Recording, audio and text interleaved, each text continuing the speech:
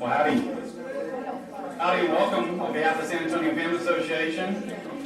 My name is Patrick Von Dolan. Thank you for being here. Sorry we were running a little behind on the last seminar, but it was great because there were lots of questions and lots of learning. And so a great educational seminar on property tax appraisal protest process. So this is a free seminar, and the San Antonio Family Association brings you in cooperation with Michael Berlanga and the Christian Chamber of Commerce of San Antonio, and also on behalf of, in part, by the Knights of Columbus Council 7613 that offer us their hall. And if you'd like to give me information about renting the hall, Christopher Hall, please see those two gentlemen in the back, the yellow shirt, Jappy, the white shirt, Gary, and raise your hand, guys, and thank you all for having us again. And so we are here today to help you as an association to help individuals protect their own rights. And so I'd like to begin with a prayer, and get you all to stand, and we'll do the pledges as well. And we'll begin with a prayer to do everything with San Antonio Family Association to protect, defend, and promote the family, the building block society. Is asked for the intercession of one triune God to pour His grace upon us. In the name of the Father, and the Son, and the Holy Spirit. Amen.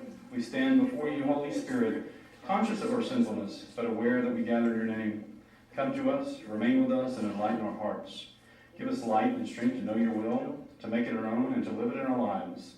Guide us by your wisdom. Support us by your power, for you are God, sharing the glory of Father and Son. You desire justice for all. Enable us to uphold the rights of others. Do not allow us to be misled by ignorance or corrupted by fear or favor. Unite us to yourself in the bond of love, and keep us faithful to all that is true. As we gather in your name, may we temper justice with love, so that all our decisions may be pleasing to you, and earn the reward promised to good and faithful servants. We ask this of you who live and reign with the Father and the Son, one God, forever and ever. Amen. And we'll give the pledge of allegiance. Full glory. I pledge allegiance to the flag of the United States of America, and to the republic for which it stands, one nation, under God, indivisible, with liberty and justice for all. If you have the prayer sheet there, I apologize, we didn't give out. It was at the front door. You have the prayer sheet. At the bottom of the prayer sheet, there's the pledge, the Texas pledge. And you can join me in honoring the Texas flag. Honor the Texas flag. I pledge allegiance to thee, Texas, one state under God, one and indivisible. Thank you very much. You may have a seat. Well, private property is the right to have it. And many of you might know, if you be historians or history buffs in your own right, that before Thomas Jefferson wrote that there was a right to life, liberty, and the pursuit of happiness, it was actually going to be right to life, liberty, and property. And he did not come up with these things on his own. He actually had help. In his education and training, he learned from a man named St. Robert Bellarmine, who's a priest of the Catholic Church, and who was canonized, and his feast day is September 17th. And he's the first one that coined the phrases of unalienable rights. And I highly encourage you to look up St. Robert Bellarmine and his association with Thomas Jefferson, how Thomas Jefferson learned from him. He was centuries before Thomas Jefferson, but in his education. And so I want to read to you something from, actually, the Catechism of the Catholic Church, paragraph number 1431. And it's at the top of the sheet. If you have the prayer sheet, it's actually there. It talks about the responsibility of the state. Economic activity, especially the activity of a market economy, a free market, like we are, cannot be conducted in an institutional, juridical, or political vacuum. On the contrary, it presupposes sure guarantees of individual freedom and private property, as well as a stable currency and efficient public services. Hence, the principal task of the state is to guarantee the security, so that those who work and produce can enjoy the fruits of their labors, and thus feel encouraged to work efficiently and honestly. Another task of the state is that of overseeing and directing the exercise of human rights in the economic sector. However, primary responsibility in this area belongs not to the state, but to individuals and to various groups and associations which make up society. So you might say, why is the San Antonio Family Association having this seminar? Well, it's to educate, and we are a 501c3 nonprofit educational organization, but also we are that various groups and association which make up society to help individuals in this area that the responsibility belongs to. So we know that helping you as individuals will help your family. And we're in the business of helping promote, to protect, defend, and promote the family. So on behalf of the San Antonio Family Association, again, my name is Patrick Mondola, and I want to welcome you to the seminar. There's two other handouts at the back there, and one is, that has, on one side, has a list of human and Christian virtues on it. Great virtues to have discussion with your children, grandchildren, and a great tool. And on the back side of it is a guide to good decision making to find happiness and joy based on good decision making. And that's another class actually that we give and teach on, but that is a great reference for you, and it's right at the beginning.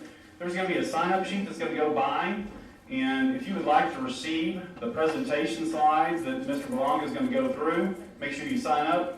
Name, email address, and mobile phone number. Put that on there and we will get that information to you. So I'd like to introduce real quick the president of the San Antonio Family Association, Mr. Michael Konupke, if you wave your hand in the back there. Thank you, Michael.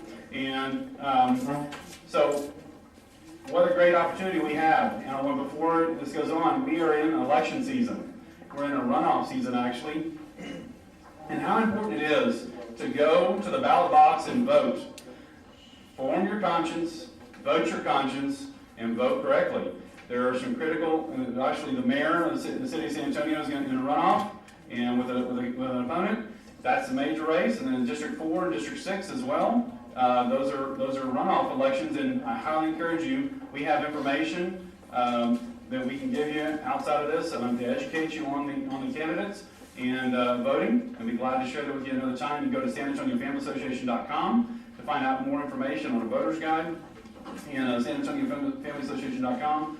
And one of the things that is important, the last 2 years, the City Council had an opportunity to reduce the rate by which you pay property tax. The City Council did not vote for it. They did not vote to lower the rate on which you pay city property taxes on the city's side. So take that information with you to the ballot box. They could have reduced your taxes. They didn't do it. Take that and ask those candidates, why are you not seeking ways and remedies to lower our property taxes? Our valuations go up, which means our taxes go up. That is an indirect tax, not a direct tax to raise your taxes, but it's an indirect tax because valuations go up, your taxes go up accordingly and proportionally up to 10%. And so ask them, why are you not taking measures to reduce the city's rate that they charge on property, in addition to putting an exemption on your homestead tax? City of San Antonio already has a homestead tax exemption approved, as well as Hollywood Park, as well as every other city. But most of them, like City of San Antonio, have a big fat goose egg. 0 exemptions on that. Ask these candidates, this is the perfect time to ask them, what are you doing for tax relief? You're getting more money in each and every year. You can afford to cut back. The government can live on less because we are, and this is not fair. So without further ado, I'd like to introduce a CPA who deals with the Bexar County Appraisal District on a daily basis, and has some great information to share with you. He's also president of the Christian Chamber of Commerce of San Antonio, and I'd like to welcome Mr. Michael Belonga, CPA. Thank you all. Thank you for coming out. Hopefully you got some dinner. We're going to feed you a little bit with some information. As he said, I'm a CPA, and for most of you that recognize the blue jeans and the boots, that means I'm a cow parking attendant. Because if you own a ranch and you have enough cows, you pay less property taxes. Okay, so I realize some of you aren't blessed in that way. So I'll tell you a little bit more about me, because I'm blessed to be San Antonio born and raised. Do we have anybody that's not from the state of Texas? Not born here. Any immigrants? All right, there you go. So bless you for coming to Texas. Everything's bigger in Texas, and so is your property tax burden. Of the 8 non-income tax states in the country, we have the highest property tax burden. So I'm glad you're here. 18 million strong for the last 18 years. And the Lieutenant Governor said that growth is unsustainable if we're going to continue to want to be the best. We have to control our property taxes. So we got the love and support of the Lieutenant Governor and his message. By way of introduction again, a little bit of my background, because I'm going to speak fast and I'm going to speak with a sense of urgency. And it's probably because at the age of 14, I left the seminary workshop, and unfortunately 2 weeks later, after the end of that workshop, thinking about maybe being a priest, my father died. He died of a stroke. So I always have the sense of urgency when I get in front of people that I care about, that you might be gone. So if you need to slow me down, I understand, we've got a lot to cover in about an hour, and I'll take questions as best I can, and I'll try and manage you through some of the questions that I think are some more specific that we can take afterwards versus those that I think are more general for the benefit of everybody in the audience. But back to my personal story. So he dies, and I say, okay, God, if you want me to be a priest, you wouldn't let me get a scholarship to Central Catholic. Well, God had a sense of humor. I got a scholarship into the high school. And I went year-round. I got out of there in 3 years. Then from there, I graduated with a class of dummies, so I was the top of the class. They gave me a full scholarship to St. Mary's University, where I studied accounting for 3 years. And at the age of 20, I was finished. My mother was still alive. Thank the Lord. The problem was, I said, I was already working for an accounting firm, and I said I could go to graduate school and get a master's in tax. So since the age of 20, I'm 59, believe it or not, and I have been blessed to have a master's in tax, where I represent people in front of the IRS. So if you have a problem, you feel suicidal, feel homicidal, don't do either. Call me. I'll help you with the IRS. You can hire me for that. Tonight, we're not here to say anything. We're here to educate you, so we can be an advocate with you to protest what is an abusive system. But back to my story, I have been blessed that at the age of 56, I said, you know, what a wonderful God. He let me outlive my father, right? My father was 65, I'm 56. What do I do now? What do I do now? My mother was 96. And only last year, at the age of 99, she passed away. So I got 40 more years of this nonsense of paying property taxes, right? And I'm of Hispanic descent. So, right, the expression, mi casa es tu casa? No, mi casa no es mi casa when I'm renting it from the government. So I'm on a mission to lower your property taxes forever. And until I die, I will be leading the message with your support and your prayers. So a little bit about me is that I look to Scripture for inspiration, not just authority. But I look for direction. And I find direction in this great Scripture. It says, then give to Caesar what is Caesar's, give to God what is God's. Last time I checked, Caesar's dead. They didn't amend the Bible. It didn't substitute City of San Antonio, the Bexar County Hospital District. So, feel empowered, okay? I'm not here to teach you how to sin. I'm here to teach you how to be inspired. And if Scripture doesn't give you enough inspiration, we'll talk about the other authorities that you might be nervous about.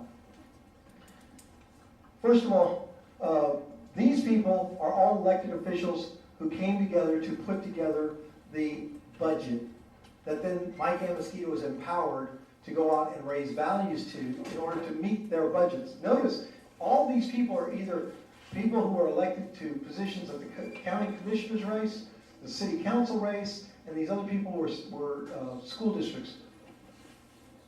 And they, together, besides hiring the chief appraiser, they set his budget. So we're going to talk about an intergovernmental blame game, but we're not going to overdwell on the politics. We're here to talk about the process.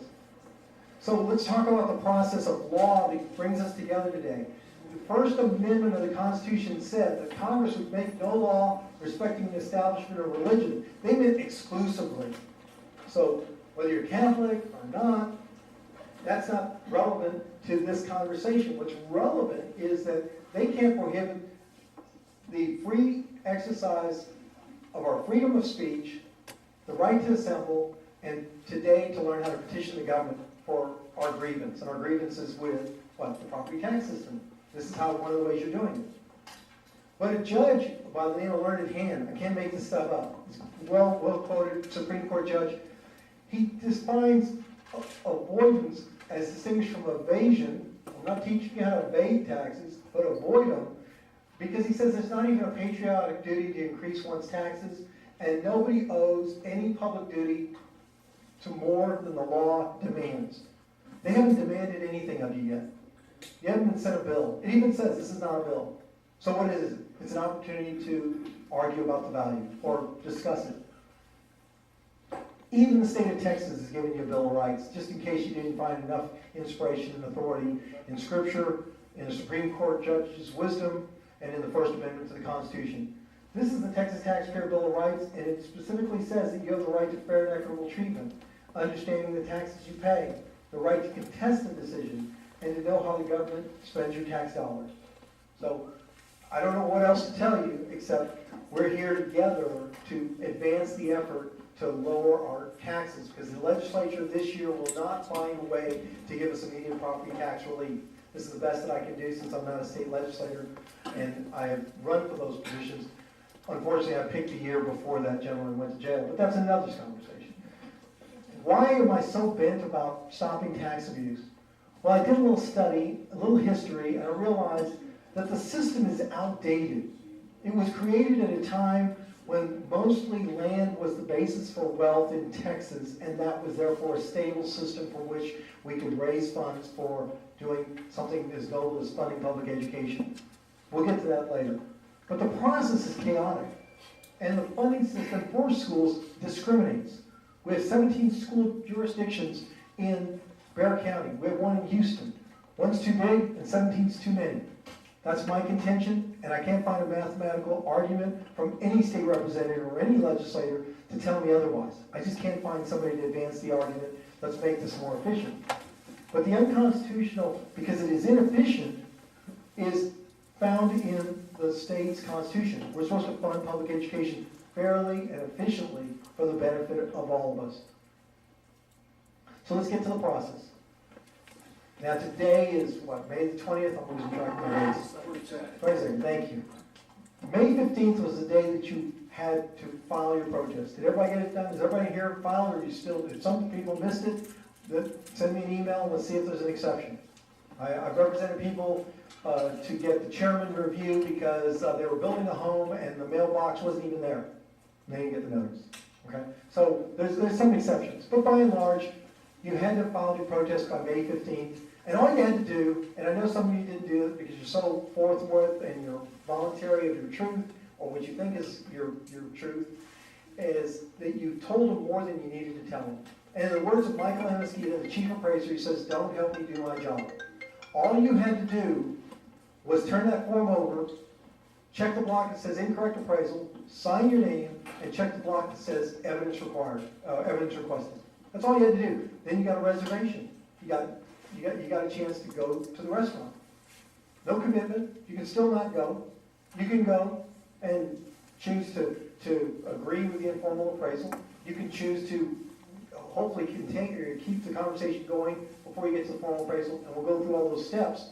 But if you filed your if you filed for the appraisal process, you're going to be getting hopefully your evidence package. If you didn't ask for the evidence package, you can still ask for it. If you received a schedule and you didn't get the evidence package, call them up. Customer service is excellent at that level. So don't hesitate to use it. Do not be afraid to engage them in, I didn't get it. Maybe you need to go down there. Maybe they'll mail it. Whatever. Get your hands on it. Because the burden of proof is on the Bexar Appraisal District. So they're putting forth their evidence. They won't be able to volunteer more evidence after that, except what you volunteer to them. But the valuation date is January 1st. So if you lived in the Dominion and you had a hailstorm a month ago, that doesn't help you. Now it might help you next year if you don't make all the repairs. But in the same breath, January 1st being the appraisal date, there's a lot of ambiguity between now and then. Did you fix anything since January 1st? Well, therefore you got probably a repair bill. Did they come into your home on December 31st? No. They don't know what your home looked like on December 31st. So we've already got some ambiguity in what they have the right to know, what you need to educate them about. But January 1st is our effective date. They're supposed to send out the appraisal notices as of April 1st, and then we have 45 days, to get ready. This is the largest crowd yet. I anticipate the crowds will get larger. Every time we do this, they get larger, even into June. I've done this on one night in June, the last 2 summers, and had more than 400 people show up. So tell your friends, tell your neighbors. Tomorrow night I'll be at the San Antonio Board of Realtors without the endorsement of the San Antonio Board of Realtors, even though I am a real estate broker. And I will tell you, hopefully, some of you will tell somebody, come on out, it's free of charge. But hopefully we can continue to work through the churches to get our message out. Your most important right is to protest your tax value. And these protests that begin with informal hearings may go on into August. So don't get anxious, but we'll talk about the schedule. So there's a visual. And by October, based on what we do in the next couple of months, Our bills will come to us October 1st, and they'll start collecting. And then we go, here we go again. And I'm counting on it for at least another 3 years. It's gonna take that long for us to all get to our representatives, to get to the governor, that we need real reform to get real relief. Did anybody drive here with a car that you're ready to go to the dealer and trade in? Anybody? Does anybody just OCD that you just came from a tune-up, you just came from the car wash, and your car is ready to go to the dealer? I didn't think so. I've never had anybody put their hand up. Sooner or later, I'm going to get stumbled. But I don't. My house is the same way. And I'm a real estate broker. And I live alone.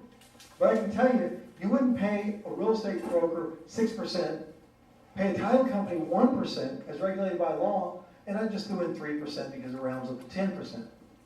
Because culturally speaking, that appraisal district used to, before the recession, try and come under 90%. Why? Because they didn't want all of you here setting records. We set records for protesting these last few years. That means more people were protesting than ever before. So why is it that they're comparing our homes to homes that have this kind of professional advice, which is why those homes are selling for more? Our homes aren't ready to sell. We'll come back to that. But we're also going to go through a case study to talk about land value. Because as a result of seminars like this, and intelligent, people like yourselves, you're becoming more sophisticated. You know that you can show them stuff they don't know, and they're left with, well, how do we counter that argument? So what they do is they increase the land value with the thought that you won't have a comeback. We're going to give you that comeback.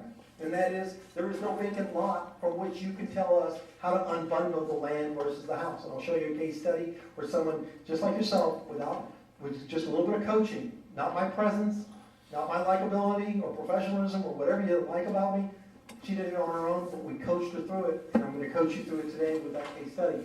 Because the burden of proof is on the Bear Appraisal District. Don't walk in there feeling like it's all on your back. They've got to give you the evidence. That is the only evidence they've got. After that, all you get to do is chip away at it. So let's go through the common sense conversation that you would have with a realtor. What makes your home worth something? And counterintuitively, what makes it worth not as much as these homes that are for sale? Do you have the best landscaping compared to that home down the street that got the highest value per market? Do you have any foundation issues? Do you have even the hint of a foundation issue? Some of you that are new to Texas may not even realize that if we go through a really severe drought, you're supposed to water your foundation. Otherwise, the land pulls away from it. Some of you may not even have sprinkler systems, even though that may be because you're in a neighborhood where you did it by hand and you haven't invested that money. Elevations to roofing. Maybe your elevation, depending on the dynamic neighborhood you live in, isn't as attractive as the one that was sold. Now, I'm not saying not to be proud of your home, but your home is where your heart is. I'm asking you to be humble about your house. So again, start thinking about all the things that you would think you would want to do if you had the money to do all those things, such as exterior to interior painting, windows to window coverings. Notice I'm moving from the outside to the inside. They may know that you have a new roof. They don't know if you fixed the damage from the leak from the roof before you put on a new roof. Kitchen appliances to counters. I've actually met some people where those kitchens are so functionally obsolescent. Oh, I don't know if we said this. If you give them your email address, we will send you this presentation. So you're welcome to take copious notes. I apologize if I'm talking too fast, but it's because you can sit back and relax and get all these notes. So maybe absorb it, but take the notes as you wish. I've seen homes where the kitchens are functionally obsolescent to the appliances of today's age. Make the argument. Now, you may be happy with your appliances, but you may not be happy with your counters. I mean, there was granite, and then there was kind of quasi-granite, and some of us are saying, well, my Formica still works. Well, it may work for you, but it may not work when you compare it to that highest comparable. And they don't know, because they're not looking at those comparables with that sort of detail. Lighting to the latest home audio.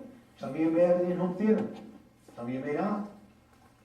So keep this in mind. The technology's changing, and everyone's telling you you should have the latest and greatest, and some of the homes you're comparing yourself to have the latest and greatest. I'm not telling you solar energy is efficient. I don't sell solar energy. I'm not against it or for it. I'm just telling you, If they're comparing your home to somebody who spent that much money on solar energy and you don't have it, well, there's your argument. But what does the Bear Appraisal District tell us? I went to the Bear Appraisal District and I said, show me your evidence guide. This is what they sent all of us so you could find it on their website. They said, and this is where I find I'm going to be criticizing and having fun of their culture, according to BAD, otherwise known as the Bear Appraisal District, these are their suggestions and that no evidence need be presented. Don't take that as bait for we're going to be kinder and gentler and friendlier. You're going to need evidence. And they take the initiative to tell you, bring photographs. The second item, bring photographs of internal and external property damage. Bring photographs of adverse external factors. You get the picture? Pardon the pun? You know, this is their advice. They say bring photographs. In fact, they tell you 4 times to bring photographs. By the 4th time they say, but don't bring more than 10 pictures. Now this is not the 11th commandment. This is just the Bill of Rights. So take lead with this. I would go in there with 10 pages divided 4 ways so I can have 40 pictures. And if they don't like the fact you have 40 pictures, then just have them ranked with your top 10. But these people are overworked, underpaid, not incentivized to beat you out of a dollar. And they get tired of looking at facts. So my biggest takeaway that I like to tell anybody, if you're ever in a business or in a situation where you need to get a message across to somebody, inform with facts, entertain with images, and inspire with empathy and for sympathy. Okay? So images. Because half these people are tired of looking at all these numbers. And you show them some pictures, they shove it in the file, they may be more sympathetic to your argument. They're asking you to bring them. Bring them. What happens if you need a little bit more inspiration? I find it in Scripture. This is one of my favorites. The storm subsided and all was calm. So you were frantic during the hailstorm. You were frantic because the water was so heavy that it just rotted out your landscaping. How about you made an insurance claim? If you made an insurance claim, you may not have gotten the check that you wanted. It may not have exceeded your deductible, but now you've got documentation of the need for repairs. So an act of God can be a blessing in disguise. And that information can be used to help you make your case. That you haven't caught up to all of the damage that came from the hail. You might have gotten to the roof, but you didn't get to the gutters. You might have gotten to the gutters, but you didn't get to the air conditioning that was pitted. These are the kinds of things that are still going on because maybe you didn't hire a public adjuster to beat up the insurance company. But if you did make a claim to your insurance company, get them to give you the worst case scenario. So let's come back to the evidence guide. They tell us, bring us your closing statement. Well, you can bring it, but that doesn't mean that today it's worth what you did when you bought it. Why? Is anybody in here perfect? This isn't the second coming. So I believe some of us times we make a mistake. We buy property for more than what it's worth. Things happen to the property after we buy it. So do not get locked into the logic that, well, I paid this much for it. Be humble. I might have made a mistake. I might have overpaid. I might not have looked at the seller's disclosure report. The seller might have been dishonest, but I didn't want to sue him. I found out there were problems after I moved in. I didn't consider this, or that. So do not get locked into the logic that, oops, this is what I bought it for. Because I promise you on the other side, they're going to be making their case.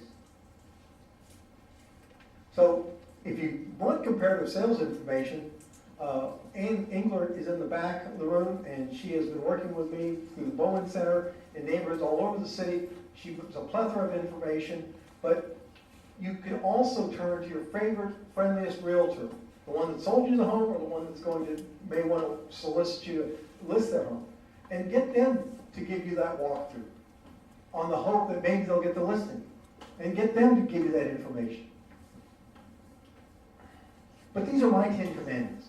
And this is based on 3 years of doing this, just literally for the fun of it. I'm not smiling right now, I apologize, a little tired, but I'm laughing when I go down there and I realize that the whole culture of the system is volume. It's all about the volume. And I've sat there in cases where, as I'll tell you later, where I didn't even have evidence and I was there on behalf of somebody who called me at the last second, and I sat there and said, listen, I don't know. And they said, well, what do you think? I don't know. Well, let me look at the data. And I would say, hey, I see you play golf. You got a golf shirt. Or hey, are you from San Antonio? I try and create a relationship in the short time I have. Next thing you know, they're making me an offer. And they're saying, well, do you think he'll accept it? I don't know. I don't know. I love to be ignorant. I love to be intelligent, but I love to be ignorant. So you don't have to know. You don't have to make the first offer. You don't have to have a value that you want to get to. You're going to be asked, say, I don't know. You're the expert, Mr. Appraiser. Is it possible there's a mistake? What do you think you can do? Here's some pictures I've got. Here's some estimates. And we're going to continue that conversation past the informal hearing, but before the formal, or into the formal. We'll talk about that. Be humble, not proud of your home. We told you that already. So I know that's counterintuitive. It's like playing golf. If you want the ball to go up, you strike down on it. If you have to go left, you aim right. But that third commandment is that pictures are worth 1,000 words. Pictures, pictures, pictures. They're going to get tired. I'm an accountant. I don't want to look at data all day long. If I was a chief appraiser, or if I was an appraiser, boy, you'd make my day if you came in and showed me pictures of all the problems. And then if you really want to put the icing on the cake, you'll bring estimates for those pictures. Now, don't take a picture of that corner if it's got a crack there. Get up and get in that corner and let's magnify it. Take quality pictures. But location, location, location. That's the fundamental of all real estate, right? Except we use it in a different direction when we talk about value. Do you live next to a commercial traffic corridor? Like the Friendly Spot. It's a bar downtown. It's great if you want to go watch a Spurs game. It's terrible if you want to get to sleep and you're living next door to it. Or if you live next to a church, maybe it's good like my mother. She was able to walk to church all she wanted. But at the same time, unless the church locks that front gate, I don't know what kind of activity is going on. Could be a baseball game till all hours of the night. Could be something else. You know, so are you next to something that would cause your home to not be worth as much as the home across the street, which has you as a buffer? For instance, a main thoroughfare. What happens if you're in the middle of a neighborhood, but you're on the main drag that comes into the neighborhood? I grew up at Rosewood and Belknap in the Monte Vista Historical District. Everybody would turn off Hildebrand and go down Belknap if they were going to San Antonio College. Why? Because they didn't want to go down San Pedro where there were lights, and we didn't have speed bumps, and we used to use those streets as our outfield. Thankfully, we never had to catch a ball and get killed. So, yes, I liked growing up on a corner lot. And we were told, oh, you have a corner lot. But when it comes to property taxes, and I'm on that main thoroughfare, I don't care if you live in Terrell Hills. You make it clear that that corner lot puts your kids at risk because they're more at risk to the higher traffic. How about, do you have a green belt nearby, or do you have a mosquito farm? I call it a mosquito farm. Now, some of you may enjoy the buffer. I've got a home that's only 16 tee box, no kills. But I'm not going to emphasize that I enjoy the view. I'm going to emphasize that what I have to deal with, the risk.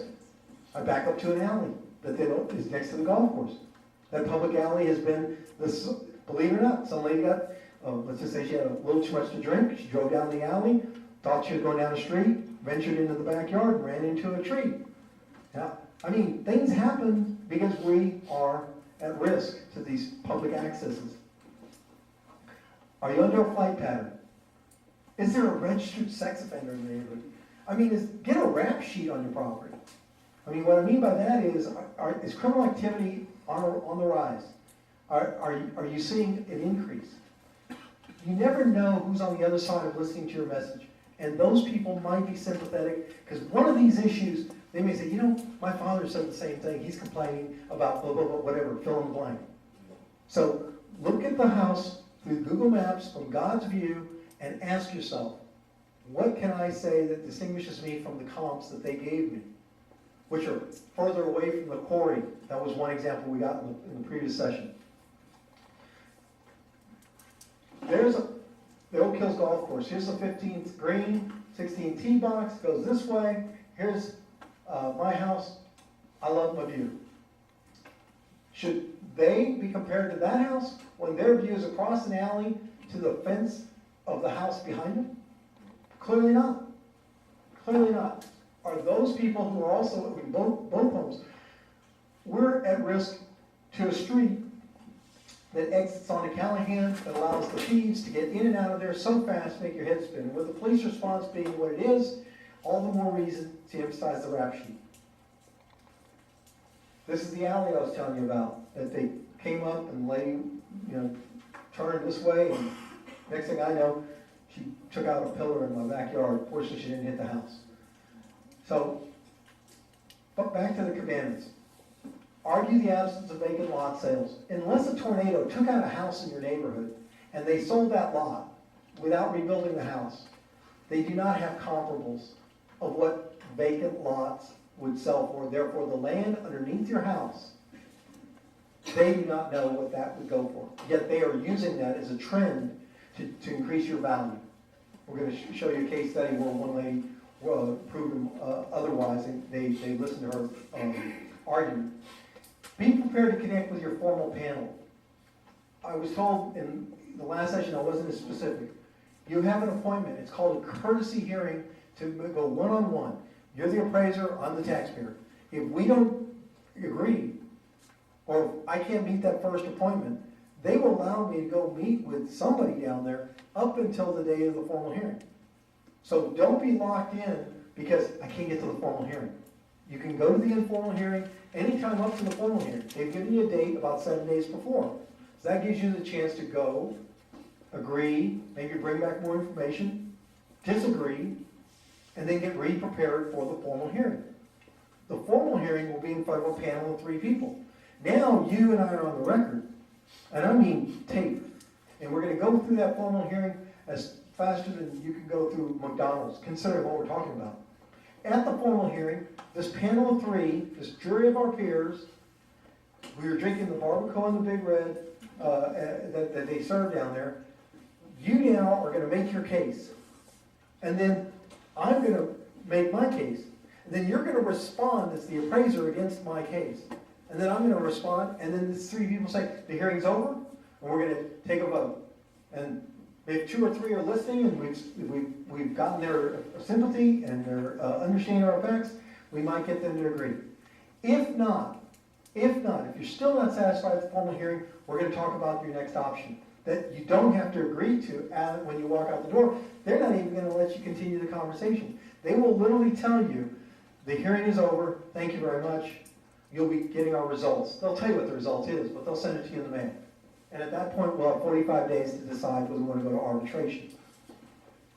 But be prepared to connect with your formal panel. Because of these 3 personalities, I can tell you that there's a mathematical likelihood is they don't have my style of communication.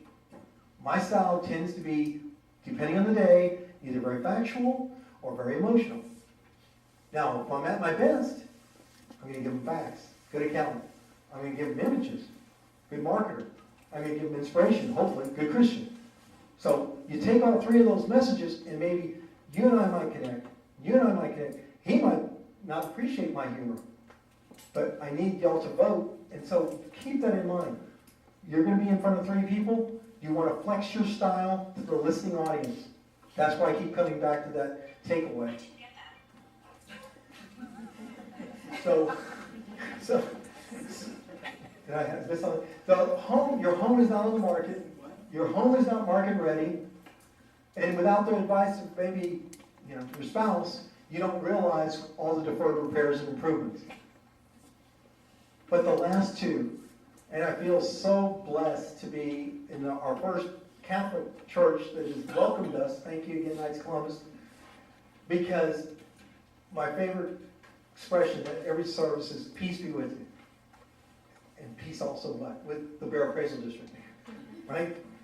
I mean, they have people with guns down there, because some of the people go down there are so, they have people literally, from the sheriff's office there to keep the peace. I don't even run into that when I go to the IRS. Maybe that's because the IRS gives me 3 years under the statute of limitations to amend a return, as they have 3 years to audit me. But with the Bear Appraisal District, it's one and done. It's once in the playoffs in the NBA. And so, peace be with you, peace also with them, because at the end of that formal, for the 3 of us, you gave me a number, I don't have to agree or disagree. They're gonna be polite, we're gonna send it to you. When you get it, you have 45 days to consider arbitrating versus litigating. Now, if you have enough at risk, you may choose to litigate. They settle half the cases before they even go to court. But if you arbitrate, I've even seen some cases settled before they would even cash the check. The arbitration process will give you the fees, but it goes to the state. The state will pick an arbitrator. And believe it or not, this is what's really, I learned, I didn't know this. Trust me, I hope I'm informing you, because I didn't know this. I'm a CPA, got a master's in tax, got a background in real estate broker's license, and I did not know arbitration was so easy that when I file for arbitration and I submit the fee, it doesn't matter who you check on the list. It's like a jury. They're not gonna go with who you check as if you knew anybody. But the state's gonna pick somebody, not the county, not you. Off the long list, the state will pick somebody. That person could be in Beaumont. It could be in Dallas. And you're gonna do it by teleconference. And in advance of that scheduled date, to y'all's convenience, you're gonna submit evidence, they're gonna submit evidence, the arbitrator's gonna make sure the evidence is shared, and then you're gonna sit there in the luxury of your home, in your pajamas, and you're going to casually get to one opportunity that is not gonna be as rushed as the formal panel. Now, I've seen it take an hour. I've seen that arbitrator, because they're retired CPAs, they're retired real estate brokers, or they're just tired of what they do and they find this entertaining to get paid $400 to hear two people and be judge and jury. Works for me. So keep your peace. Any golfers in here?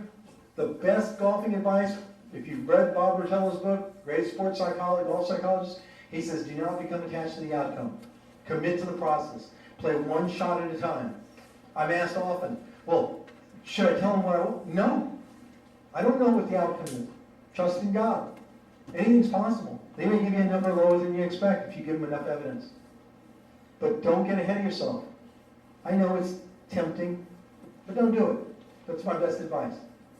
Commit to the process knowing you're going to make a great presentation, a better one because of tonight, I hope. You know that the appeals gives you three swings at the bat, at the ball, and arbitration is an affordable option for some of you. So, here's our case study about the land. And if you can't read it, I'll read it for you. This lady, she lives in South Castle Hills, just inside Loop 410, established neighborhood. Her value was $185,000, consisting of $150,000 of improvements, that's the structure, everything above ground, and $35,000 in land. In 1 year to the next, they increased her structural value by 10%. They increased the land value by 68%. Now, this wasn't a neighborhood where any house had been knocked out by a tornado. And she had already gotten down there. She was having a friendly conversation. I called her. I said, believe it or not, I'm running late. She says, don't worry about it, Mike. We're having a great conversation. And then she got those results. And she said, Mike, that doesn't help me because even at $213,000, which is what they offered her after the informal hearing, she says, my tax value could only go up 10%. So this is even helping me reduce taxes. They gave me this benefit from $224,000 to $213,000. I said, did you bring up the fact that there isn't a lot that has been sold in your neighborhood? She said, no, I didn't think about that. And so I said, well, go back to them, go to the formal panel hearing, and make that argument. And this is what they did, $190,000. So she had to go down there once. She didn't know how to make that argument. She had to go down in front of the formal panel, and the formal panel was sympathetic to the logic that you can't increase her land value by 68% when you don't have a comparable piece of land. You cannot unbundle the land from the improvements. The burden of proof was on them. They do not have any evidence. My brother's the president of McMillan Homes. You probably can't even buy a lot from him. Now, he knows what his lot values are. He bought a large tract of land, put the roads in, he'll build you a home, but he's not here to sell you lots. He's here to build and sell finished product. So most of our established neighborhoods don't have vacant lots, yes. Can you just say that phrase again? You can't increase the land value, and then I lost it. Well, and I'll come back to, you can't increase, they cannot make the argument, they do not have evidence of a vacant lot in most of our neighborhoods. that they can say that's the comparable land without the house. I think you said, you cannot unbundle the land from the improvements. Okay, that's another way of saying it. Thank you. Thank you. And my English allows me to use all kinds of vocabulary. Okay, fine. Yes, you can't unbundle, I use that expression, you can't unbundle, it's a bundle. You're taxed on the total value, land plus improvements. They can't separate one from the other. But they're doing it As a component. because of the lack of comparables. I mean, Yeah. and so how far back do you have to go? Is you're just looking year over year? You No. go, hey, 4 years ago, the land was here, and now it's here. Excellent question. The Bear Appraisal District has a great website, believe it or not. I've got so many compliments that you're gonna think I work for them. Got a great website. They will give you 5 years of history right there on the BCAD website. Now, some of you have not protested before, or you've protested before, and you weren't as prepared. Every year stands on its own, but I still would suggest that you argue trend analysis. I would suggest that you were uninformed. I'm proud to be ignorant, but I'm also proud to be intelligent. So I've adapted my knowledge to the circumstances to say, I messed up. I didn't make this argument last year. That doesn't make it right that I missed that the land value went up from 14 to 15. That's why I show you this. Yeah. So if she had missed it in 16, I'd still make the argument in 17. Why did they go up from 35,000 to 58,000? Oops. She caught it that year, but she didn't catch it without me telling her. But if I had missed it, and if this was your property in 2017, I'd say, whoa, wait a minute, what happened there? But you have to show it to them. Yes, ma'am. What happens if it's the other way around, where the land is the same, but then the improvements, they What? get higher? Well, that's where we also have the advantage that only we've been in the home, unless you've invited them in or they've trespassed, they don't know the condition of what's going on in the interior. Back to the pictures. Because I haven't changed anything, but my neighbor put a wall Oh. up, that blocks my view. That's one of those exterior issues. Take a picture. You messed up my view. I mean, it's diminished the value of the home from when I bought it. I had a client, a friend of mine in Bluffview, and this is a sad story. He bought a lot, and before he could finish building on this lot, somebody went behind him, cut into half the earth, and built a retaining wall and blocked their view of downtown. 18 years ago. I went in there last year, and I said, and they had nothing but issues about, well, is it properly structured? Is it holding back the land? Blah blah blah. No real crisis. It's $800,000 home. We got them to lower it $80,000. That's the good news. You know the bad news is that means for 18 years he's overpaid taxes on an additional $80,000, and all because we went and said we've got a problem. That wasn't what I bought into. Yes, ma'am. Regarding the land value, Go ahead. can I say I have the knowledge now that years ago, every year you jack up the value of the land, even though there was nothing sold, because it's a very old neighborhood. And can I say you raised around, you already raised 5 years ago, 50%? And Yes. can I say kind of backwards, not looking at this one single year? Okay. What I'm finding is that there's no logic to it. Yeah. There was no logic, and this is real common. They just arbitrarily, I hope no one in here has ever had cancer. But if you've had cancer and you've submitted a claim to the insurance company because the oncologist surgeon is ready to do surgery, have you ever heard about an insurance company turning you down? They do, they turn you down. Then you resubmit, and they go, oh, you really mean it. You really want to get surgery. Oh, okay, well, we'll let you have surgery. It's the same culture. They're going to tell you no because there's a small percentage of us, even though it's getting bigger, that are saying we've had enough of this. So they're prepared to concede. I sat in with no evidence and still sometimes got me. I'm not encouraging you to have no evidence. I'm just saying that's how ridiculous it is. Yes, sir. So if there's an empty lot, close to your home, will that hurt you? Only if it's been sold and that comparable sale is going to be used against you. No, it hasn't been sold, but it's been there like an investment. Well, then how do we know what the value is? Thank you. Yes, sir. Okay, 2 years ago, we bought the house. And I did the homestead exemption thing, and they had a value, 200,000, whatever. And last year, I missed doing the protest. I look back and, they evaluated, they went up more than 10%, 220,000, and now they've gone up another, on the land, is going from 37,000 to 50,000. Where's the evidence? Where's the They law? went down on the structural. So we start with knocking the land down, and then we go to town on the pictures inside the property. In her case, she's gonna take a picture of the view that she didn't have. Can I complain about the fact that they went more than 10%?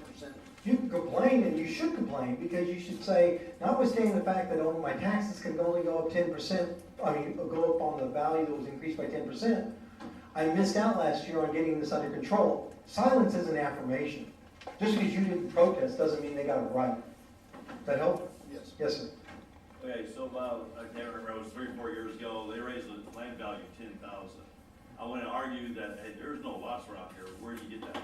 Well, the reason why, this is the rationale that came back and saying, we haven't raised the land for such a long time, it's now time to increase it. And this year they went up to 30,000. So I'm trying to find it, because I sort of kind of use that same argument, there's nothing here. And so we're gonna have to continue to check. In this case, she had to go to the formal panel to make that point, and that's where she got her relief. Look at what I'm saying. After the formal hearing, at the informal, they didn't offer that logic. And they're gonna say it 5 different ways, and I'll go 5 different ways, but I really have a fervor, as you can tell, about land when they don't have it. Yes, sir. How do they know that you did improvement? Let's say you didn't do anything to your house, how did they come with the 150? If you're looking for logic to support what they're doing to abuse you, then I shouldn't be here, because there's no logic, that's why I'm here. Yes, ma'am.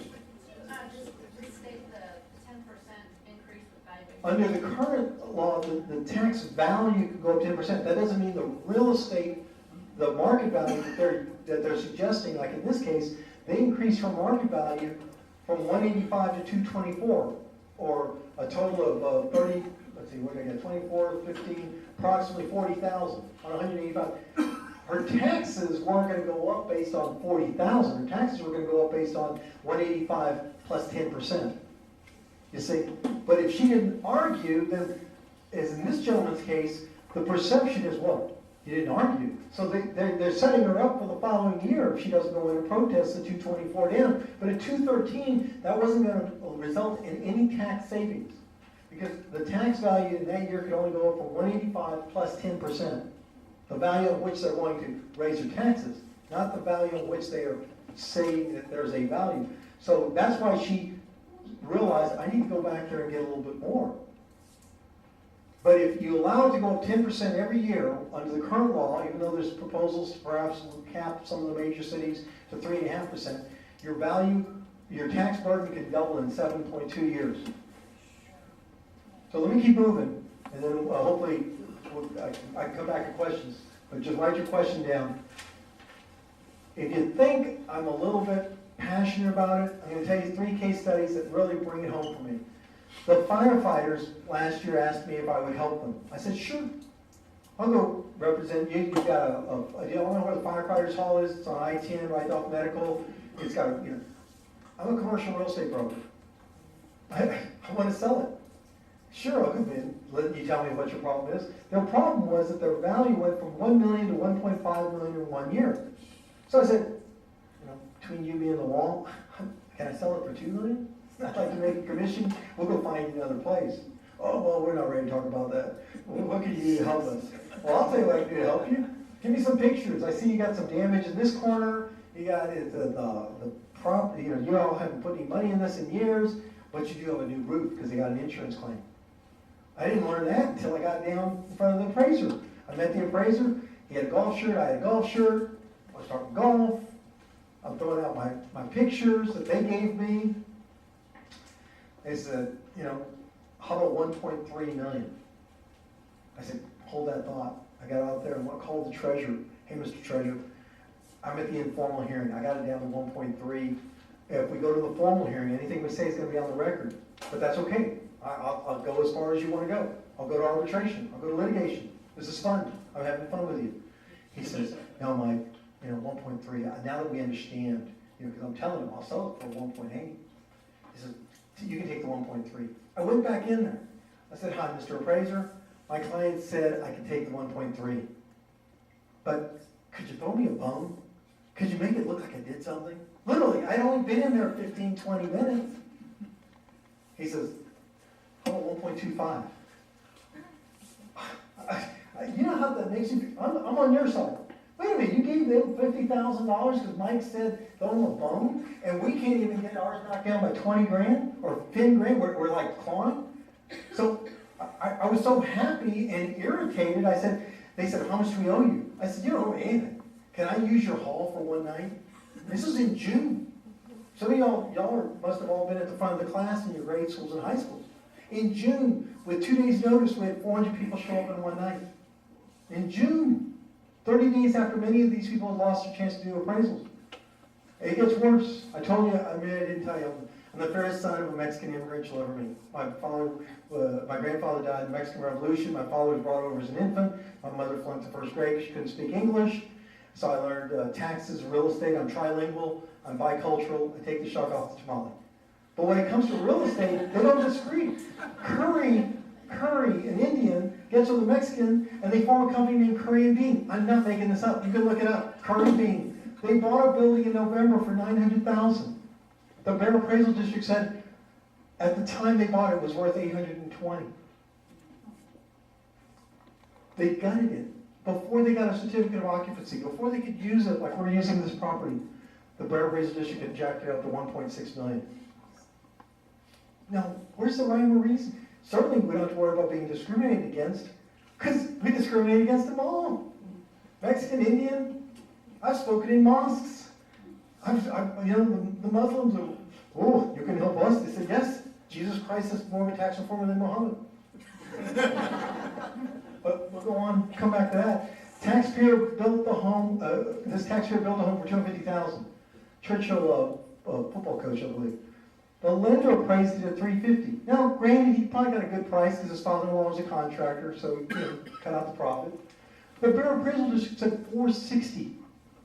We went to the informal. He did it by himself. He got a little bit of adjustment, but it wasn't enough. Not to make any sense out of why would the lender appraise it at $350,000? You got it down to maybe $440,000 or something. He says, can you help me? I said, sure, I'll help you. And this gentleman was, and he's a teacher. I mean, he's got all the pictures. I couldn't have gotten this presented. We went to the panel. Still didn't get any satisfaction. We filed for arbitration. They gave him his number without even going to the arbitration. Kind of like settling a case without going to court. So, these are just real stories. Not bragging, I didn't do anything. My mighty father was in there, and it just shows you the culture that we're up against. Rotarians, anybody Rotarian? No? It's a great civic organization. And they have a four-way test. Of everything they think, say, and do, they ask themselves, is it the truth? Is it fair to all concerned? Will it build goodwill? Will it be beneficial? I haven't met a Rotarian that works at the Bear Appraisal District. So as a consequence, your point is that they will tell you something that I think is misleading because of a few bad Bear Appraisal District employees, that the land value is always equal to fill in the blank. It's irrelevant. It's misleading, if not intentionally deceptive, but I don't judge someone's intent. Leave that to God. State law requires us to fill in the blank. We're not lawyers. Don't give me this state law, blah, blah, blah. I've heard it. It's like, are you finished? Informal hearings generally are the best results, so no need for a formal appeal. No, of course, Miss Appraiser, you don't want to go to a formal because you're afraid that you might lose because these three citizens might be sympathetic. Let's turn it around. They may be more sympathetic because they may see you, and that lady may be sympathetic to you. And I'm the big bad appraiser. That's what they did to me because I was very Yeah, well, but you might also gain their sympathy by going to the formal panel. But don't assume that they're trained real estate professionals and they're going to come down on you really hard. The fair market value is equal to their property tax value. I don't know what their concept is of fair market value, but I'm not going to accept it the way I would as a realtor. Like I said, I'm the only realtor that I know that wants your property to go up in value and just doesn't want you to get taxed every step along the way. And that's the same words of the Lieutenant Governor as he's trying to lead the charge. Flex your message. What did I say? Inform with facts, entertain with pictures, inspire with empathy and sympathy. That's the best takeaway, whether it's this message or any other message. Let's go back to the process. You filed your protest, you requested an evidence package, you then have the opportunity to attend an informal hearing. Has everybody in the room so far gotten their schedule? Or a lot of you, hey, show of hands, how many are still waiting to get that invitation? Yeah, so most of us are still waiting, you're ahead of the game, right? Good news is, as a taxpayer, you can get a delay. If you hire me, not that I'm asking you to hire me, I tell anybody that I help, don't put me down as an agent till you get your date with the appraiser. Because I had a case where the year before, they were building a home, and the mailbox wasn't there. They didn't get their notice, to be taxed on the progress. I had to make a chairman's request. The chairman said, sure, come on, bring it on. We went in there, we got them a hearing. They got a value based on the 40 or 50% of improvements. The following year, they were in Hawaii. Because I was still the agent, these are friends of mine, I got the notice. I said, we need to delay it. They're in Hawaii. I don't know what the status of their home is. Plus, I don't even want to represent them. I mean, I love them, but we're not, They said, we can't reschedule because you're an agent. I said, so you mean I need to tell them to fire me and then you'll reschedule? Yes. Okay, watch this. Please fire me? Yes, here's the phone. I'm fired. Now, will you reschedule? So for those of you who have not retained a professional, not that I'm saying you do, the goal of this meeting is not to get me business. Okay? This is not a multi-level marketing sale. This is not a setup for anything. Please, if you call me, there's a likelihood I'll say, no, you can't hire me, but I'll help you. Send me your information. I'll try and coach you through it if our schedules allow. But just understand, you can go down and say, hey, graduation, vacation, dog's got a headache, whatever. Get it enough time to get prepared. So you attended the informal hearing that you were prepared for, and in the middle of that conversation, what did we tell you? Do not tell them, well, I think it should be. They tell you what they think they can do. You give them evidence. Then you invite them as your brother and sister in Christ to say, what if I brought you more? And they say, maybe. Well, if you could just bring me something like this picture you're telling me about, maybe I could do something. Because I, the appraiser, I don't want to go to the formal panel. I don't want you to produce it when we could get this resolved without going in front of 3 people, where you make me look like an unreasonable fool. Okay? So this is very key. I follow up to at least throw it out there. What's the worst case? Like I said, no, I'm sorry, Monty Hall, take what's behind door number 3, or we're going to the formal panel. Okay, we'll go to the formal panel. Y'all look like likable people. Do not be intimidated by the possibility that a formal panel of your peers will give you a better shake than the appraiser. And you've got another 7 days to get prepared. So, then after the formal hearing, we're going to be able to consider binding arbitration rather than filing a lawsuit, although I don't have a problem with lawsuits, because this gentleman, Mr. Garcia, and I came out of the formal hearing where they had told him that his $3.6 million that was proposed, I told him 1.2. He owns a manufacturing facility in the toughest part of town, near Lackland. It has a rap sheet on the property. I said, you have to compare this property to like-type properties. What do you mean by that? Well, they don't dry clean. They're not retail outlets. This is a manufacturing facility. The specific use is for cleaning hospitality and hospital linen. That's all they do. And so I said, is there any other property out there like this? They said, yes. In fact, the Bear County Hospital District owns a property. And on that property's website, it describes this property as being something like 60,000 square feet. But on the tax records, it was 30,000 square feet. This is the taxing jurisdiction you and I are paying to. Now, we found a couple of other comps of like-type properties. Because Mr. Amasquita taught me in a crowd like you, he said, all of us are being burdened, all you poor homeowners, because the state legislature hasn't done its job to close the loopholes on the businesses that the Marriott, that was built for over 140 million, is having to be compared to the downtown Marriott, a 40-year-old building. So, poor me, poor y'all, it's those big bad businesses. But I learned, and I said to Mr. Garcia, we came out of the formal hearing. They didn't appreciate my humor. I said 1.2 million. They about choked the panel. They got flustered. We walk out, Mr. Amosquita, who's right there, that's the chief appraiser, said, hey Mike, how you doing? I said, great. They said, who's this? I said, Mr. Garcia. He said, Mr. Garcia? What are you doing with Mr. Berlanga? We're laughing, like we're all buds or something. I haven't even broken bread with him. So we take these pictures. Notice who's not smiling. Mr. Garcia's not smiling yet. The following week we filed a lawsuit. The lawsuit did not go to court. It went to a negotiator. The negotiator offered us 1.6 million. Mr. Garcia is more obsessive compulsive than I am, and I'm a CPA. He's got a master's in economics. A great man. He says, I want them to know the facts. I want them to know this square footage isn't right, and this isn't right. So what do? Well, the negotiator says, go talk to the appraiser. We went to talk to the appraiser. Appraiser says, okay, let me make an adjustment there. Let me make a correction there. Okay, I think your value should be 2.3 million. I said, what do you mean? The negotiator offered us 1.6. He says the negotiator's an idiot. I said, I like the idiot. I said, I think I'll stick with the 1.6 million. Thank you very much. So we got 1.6. The sad part is does that mean he's been overtaxed for every year prior to that? Worse than that is that notwithstanding he filed a lawsuit, notwithstanding the fact we got a $2 million adjustment, within 2 months we got our next year's value at 2.6. So we're back at it again. But at least, I got to smile with the chief appraiser and say, hey, I'm going to sue you. Okay, sue me. Binding arbitration. So we went to the informal. We went to the formal. We're still not happy, but we didn't have to be happy. We didn't even have to have an emotion. We had 45 days after we get the ruling from the formal to what?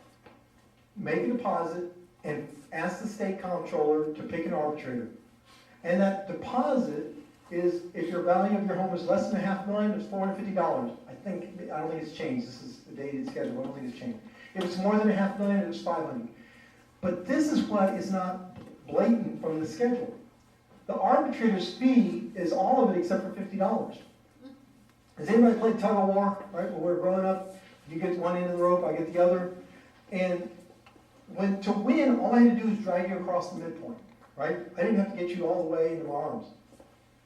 Just drag you into that middle. That's the same way it works for this.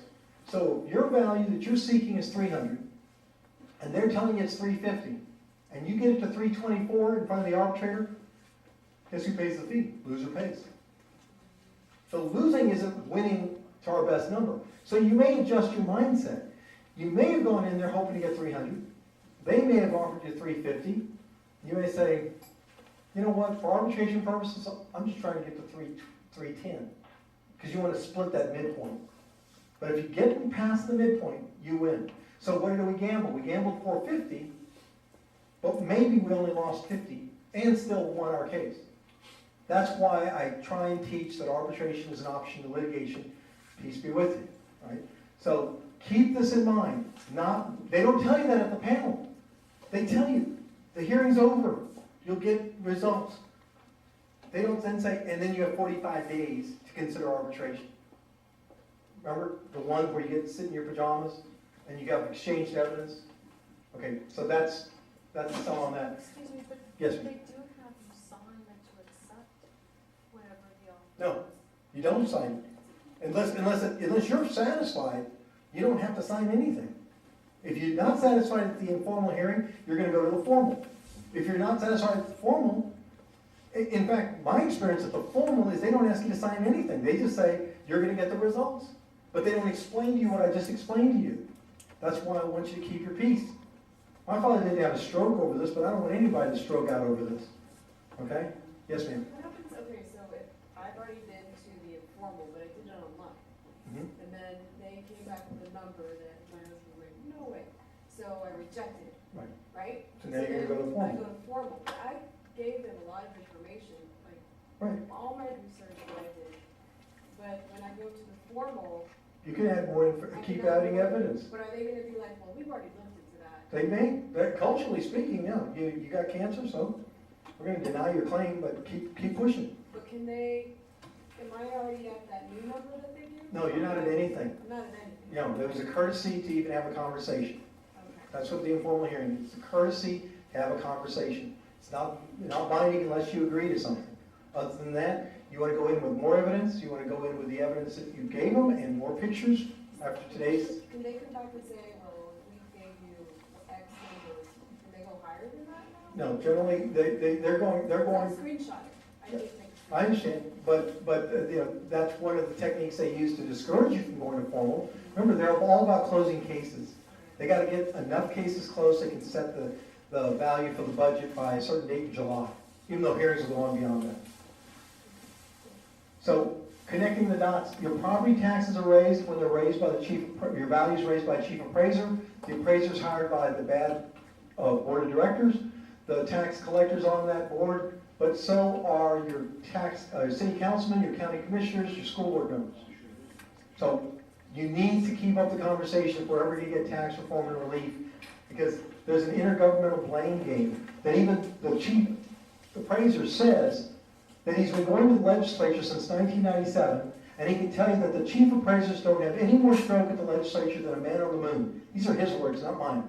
There's just that much apathy. I've worked in the legislature. We continue to endure that apathy. They're speaking to it, and the digital media is allowing us to be more aware, but I'm not seeing it. At best, we're going to get a cap on what the city of San Antonio can raise the values by. At best. But that's not relief. That's possible reform into the future. He said to the Bexar County Commissioners Court, this is when he's younger and he's catching the heat and he didn't know how to deal with it. He said, you know what, why don't you sue me so we can play this out in court? They refused his offer to his request. So that's the blame game. The state blames the school districts, the county blames the state, and nobody's getting anything done. And what I struggle with is 1,250 school districts for 254 counties and 150 state reps. And we've got to solve this problem because it's world discriminatory. We talked earlier about your value could go up 10% every year currently, and therefore you have to be mindful, because at that rate, your tax burden will double in 7 years. And I hope all of y'all live to the grand old age of 99 or beyond, but I want you to try and slow it down regardless of some of the exemptions you have, for the benefit of your heirs, for the benefit of your neighbors, even if you have some protection. I thank the San Antonio Family Association, I thank the Knights of Columbus, I would thank Patrick Bondolin, I thank these think tanks, but I'm not done. Why? Because I need to make you aware that the wealth discriminatory system was taken to the Supreme Court, Rodriguez versus San Antonio Independent School District in 1968. 50 years later, we have school districts that, because of their geography, cannot fund equally or efficiently with some of the other competing school districts. So this is a problem that is not Democratic, it's not Republican. It's an abdication of leadership, and it's an abdication of responsibility for what the state is responsible for. It's funding of public education. And we believe that the foundation of performing citizenship is found in education. So we're not here to be down on funding public education.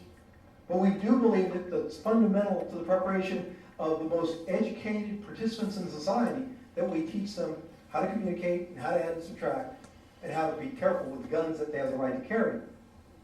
So this is the Constitution of the state of Texas. It says, for the general diffusion of knowledge, they want to make being essential to the preservation of liberties and the rights of people, that public schools should be funded fairly and efficiently. My argument is that they are not, they do neither. But we want to restore the American dream. We want to make your homes affordable.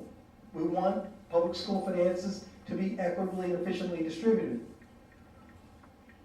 But we work with San Antonio Family Association. It's in the name.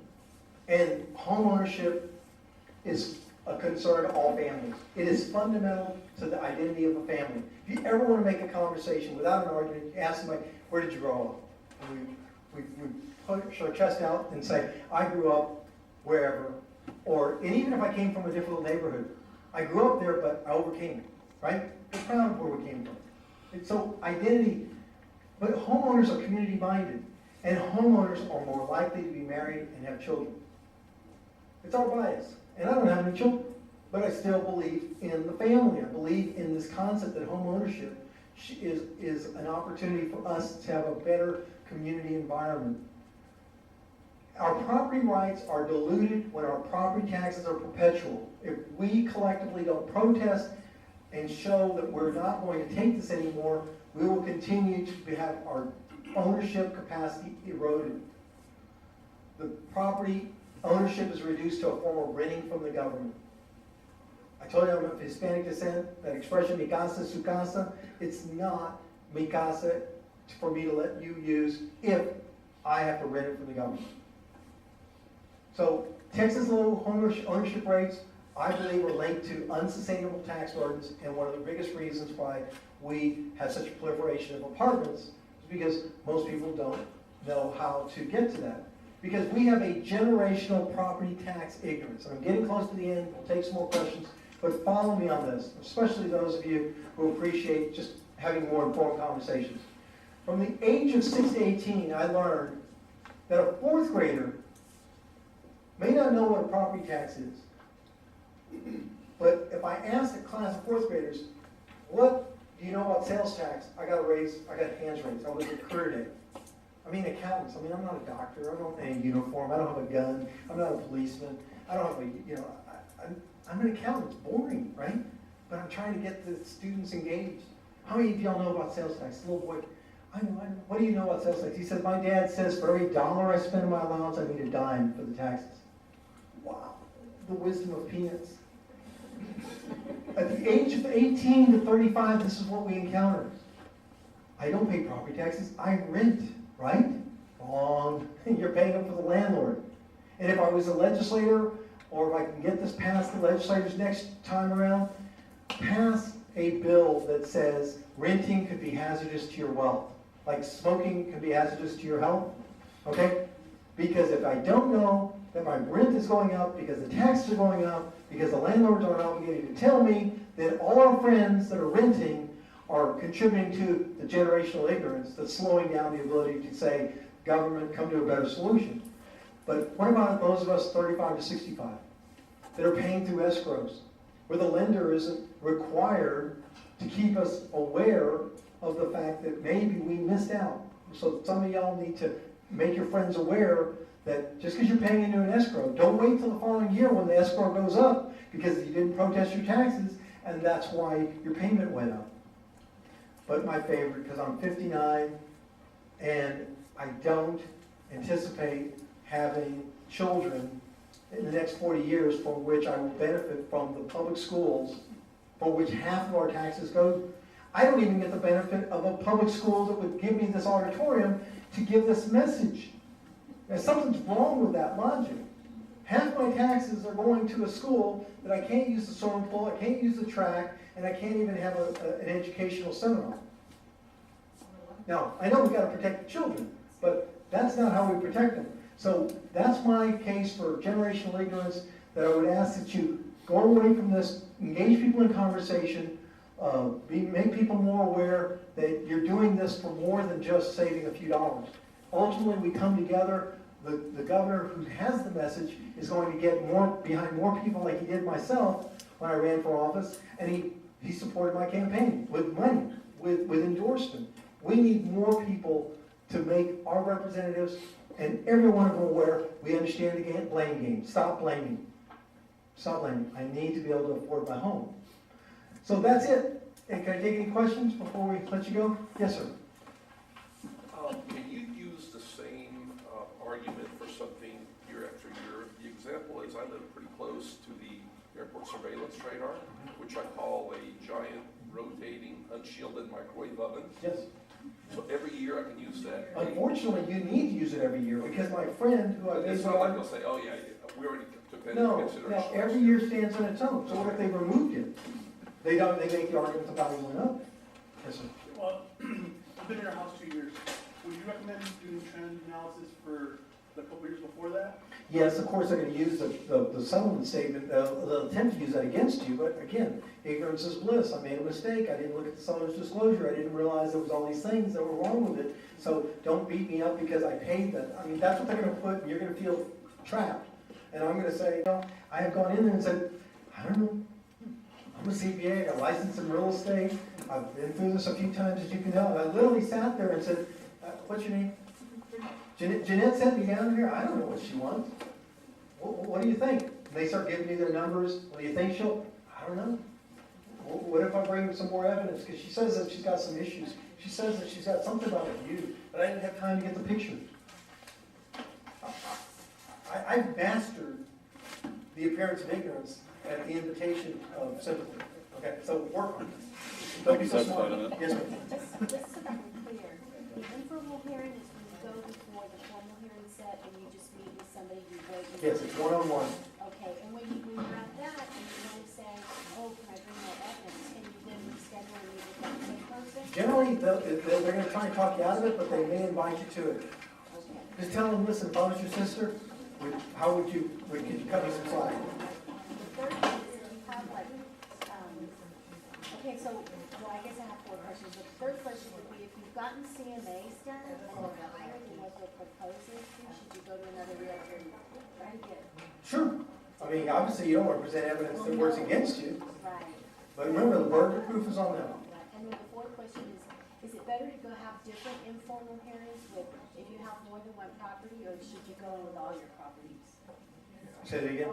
Like, do you think it's better to bargain with one person on one property, or is it better to go in with like all your properties and bargain on all of them at the informal level? You start with the first property, if you're getting some momentum to keep going. Do you think that psychologically it's better for them to think that they could possibly close out all these cases? I've gone in there and if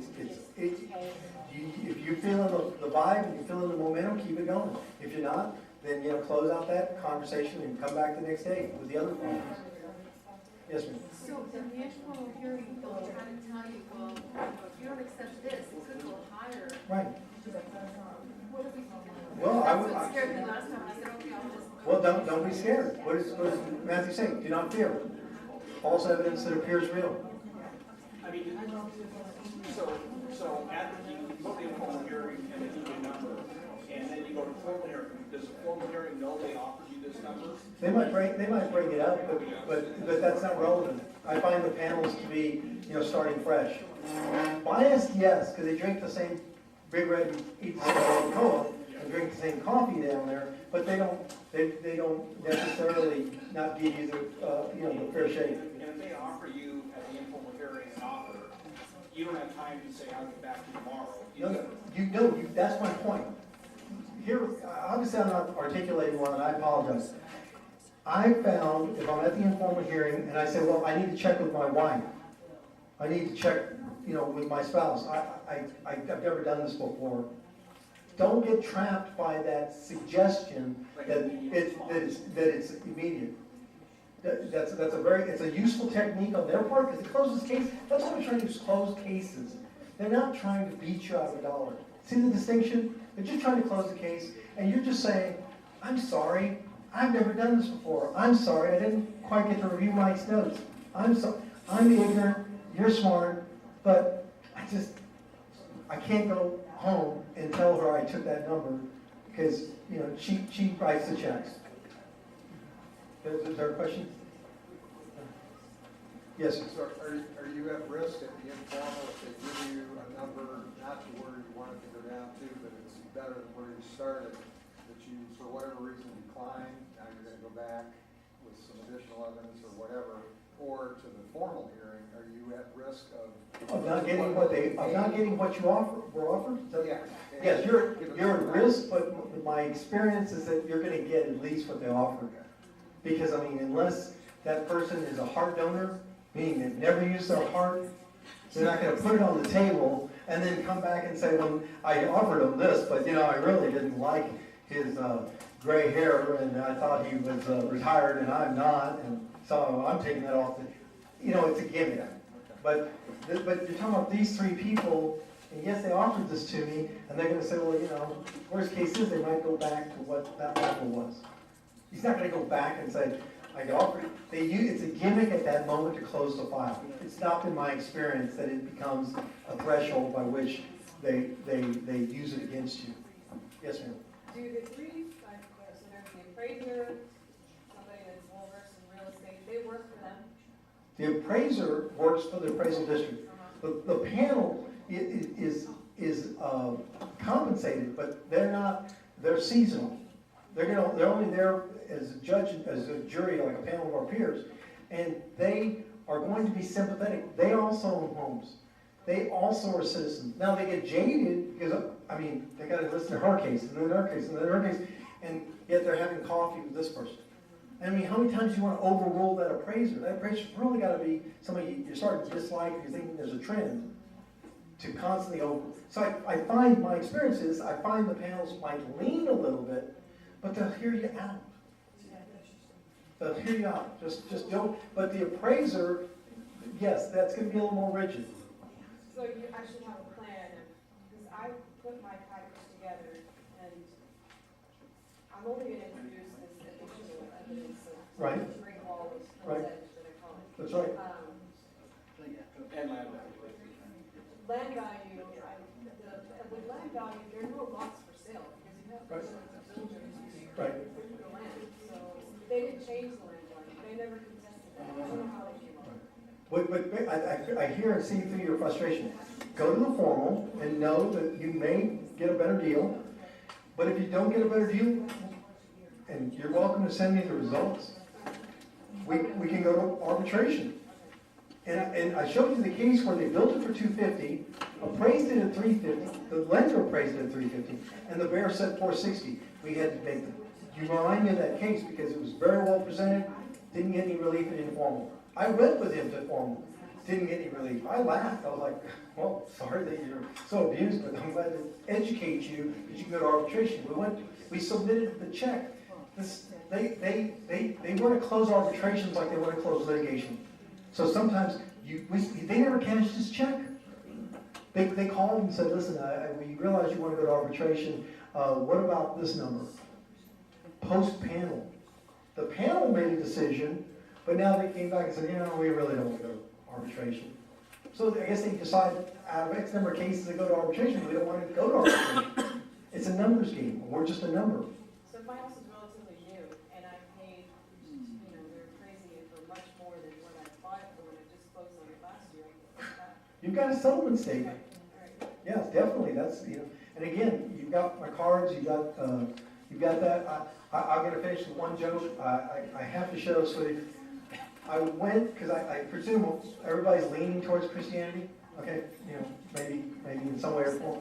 I was blessed to run for tax assessor. I was in the mosque on Holy Day, and with other candidates, and they asked the judicial candidate, "What do you think of Trump? He is the head of your party." And the judicial candidate said, "I cannot opine to the question because I have to, as a judge, the ethical standards of judicial conduct say I have to apply the law to the facts of the cases that come in front of me." And he passed it to the next person. And basically, a politician's not answering, but he had guidelines.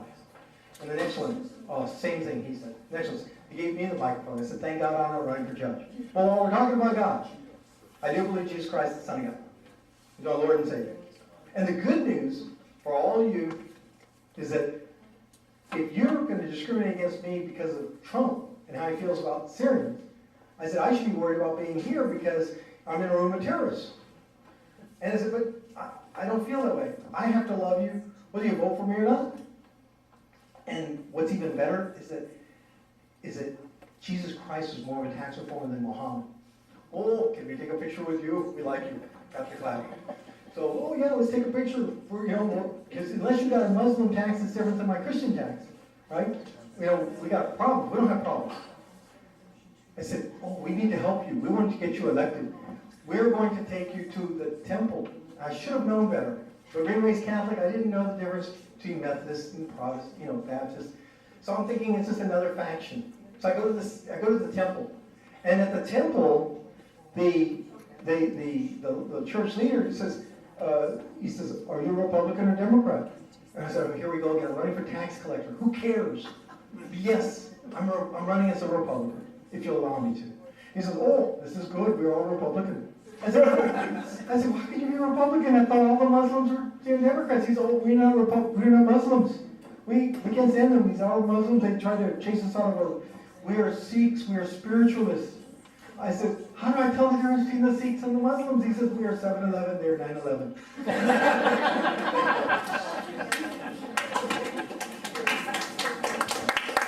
Thank you, Michael. I want to thank again the Knights of Columbus, Council 7613, Gary and Jerry.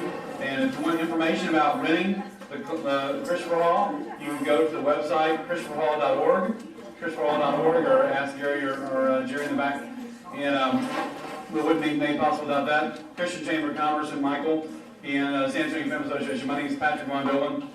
And did you all find value tonight in the information? Yes, ma'am. If you signed, thank you very much. If you signed up on the sheet, there's one floating around a clipboard that I need back. Between these, if you sign your information here, then we're going to email you the presentation. You'll have the slides here in the next couple days. San Antonio Family Association is a non-profit 501c3, as the Knights of Columbus is. And if you're inclined to show any appreciation for the seminar, then there's a basket back here in the back, with some candy in it. You can leave a donation there. And as we are a nonprofit organization. We live in a great country, but our taxes system is convoluted. And so we are, as an association, to protect and promote the family, wanted to bring this information to you. We help you, we help your family, we help society. And the family is the building block of society. So to complete our session here, there's our prayer to pray for our country. If you'll join me at the bottom of the sheet, we'll pick it up. It's a prayer to complete the meeting for our country. God, Father, King of God, we entrust the United States of America, the state of Texas, Barrett County, and the city of San Antonio in your loving care. You are the rock on which this nation was founded. You alone are the true source of our cherished rights to life, liberty, and the pursuit of happiness. Reclaim this land for your glory and dwell among your people. Send your Spirit to touch the hearts of our nation's leaders with an intense desire to fulfill their responsibilities, protects individuals, marriages, families, and long-term domestic prosperity. Open our public officials' minds and all people who live in America to the inestimable worth of human life and to the responsibilities that accompany human freedom. Remind your people that true happiness is rooted in seeking and doing your will. Through the intercession of your Holy Spirit, grant us the courage to reject the culture of death and indifference, communism and socialism, totalitarianism and egalitarianism, and bless us with a desire, strength, and fortitude to be courageous conduits to help bring about a new culture of life, marriage, family, and freedom. We ask for your divine assistance to help us be and remain faithful to you, and for our collective petitions through your Son, Jesus Christ our Lord. Amen. So thank you very much for coming. Remember, early voting in municipal elections is on the 28th of May. Begins in 6 days. And election day is the first Saturday in June 2nd, I believe. Get out and vote. Exercise your vote. You can write the form of your conscience. You can go to information at SanAntonioFamilyAssociation.com for more information. But get out and vote in this election and demand of those candidates an answer. What are they going to do for property tax relief? Thank you very much. Have a great night.